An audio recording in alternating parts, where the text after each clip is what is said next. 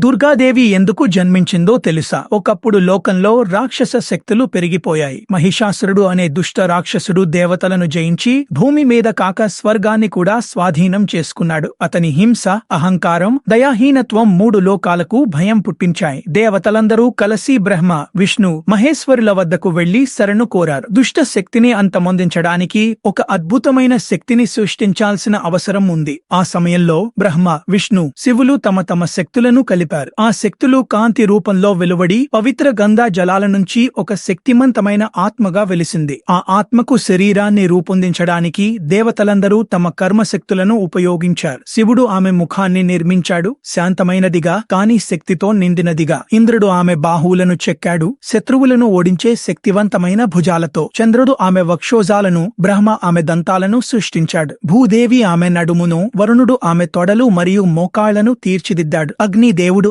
ఆమె కళ్లను రూపొందించాడు, అగ్ని వలె ప్రకాశించే శక్తివంతమైన నేత్రాలతో. ఇలా రూపం అందుకున్న ఈ దివ్య స్త్రీ మహాశక్తి దుర్గాదేవి. ఆమెను మహామాయగా కూడా పిలిచారు. విశ్వాన్ని ఆవరిస్తున్న ఆ దేవి. దేవతలందరూ తమ ఆయుధాలను ఆమెకు సమర్పించారు. విష్ణువు తన చక్రాన్ని, శివుడు త్రిశూలాన్ని, వాయువు తన ధ్వజాన్ని, ఇంద్రుడు వజ్రాయుధాన్ని, అగ్ని తన శక్తిని. చివరకు ఆమె ఒక శక్తివంతమైన దేవి యోధురాలిగా అవతరించింది. దుర్గాదేవి సింహం మీద అధిరోహించి మహిషాసురుడితో ఓ ఘోరమైన యుద్ధాన్ని ప్రారంభించింది. యుద్ధం రోజులు, రాత్రులు కొనసాగింది. మహిషాసురుడు రూపాలు మార్చి దాడులు చేశాడు. ఎడల ఆమె ధైర్యం, శక్తి తగ్గలేదు. చివరికి ఆమె తన త్రిశూలంతో మహిషాసురుని హృదయంలో గుచ్చి అతనిని సంహరించింది. ఆమె విజయంతో మూడు లోకాలు ఆనందంతో ఊగిపోయాయి. దేవతలు, మునులు, మానవులు అందరూ ఆమెను స్తుతించారు. భూమి మీద మళ్లీ శాంతి నెలకొంది. ఆ శక్తిని దుర్గాదేవిగా పిలిచారు. దుర్గా అంటే దుర్గమమైన, సురక్షితమైన స్థలం, మరియు దుర్గాటినాశిని